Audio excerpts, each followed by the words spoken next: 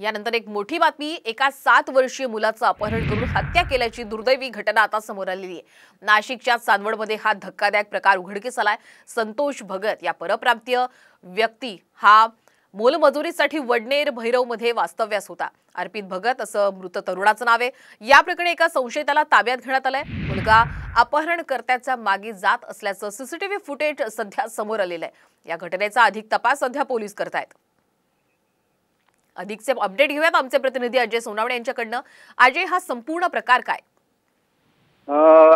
हा जो प्रकार आहे हा साधारण 3 दिवसापूर्वी संतोष भगत जो मुलगा होता, अर्पित नावाचा जो मुलगा होता संतोष भगत याचं अपहरण एका तरुणाने केलेलं होतं। मात्र ते कशासाठी केलं, काय केलं ह्याचा अजून तपास समोर आलेला नाहीये।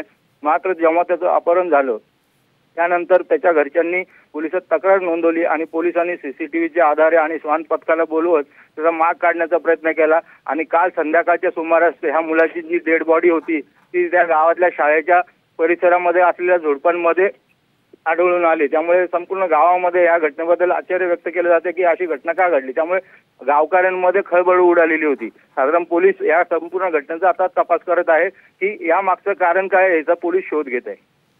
नक्कीच या हत्येमागचं काही कारण स्पष्ट होऊ शकलंय का? याबाबत पोलीस तपास करते, अद्यापपर्यंत समोर ते आलेले नाहीये। मात्र ते लवकरच समोर येईल असं बोललं जातंय। अगदीच धन्यवाद आपण या घटनेविषयी संपूर्ण अपडेट दिल्याबद्दल।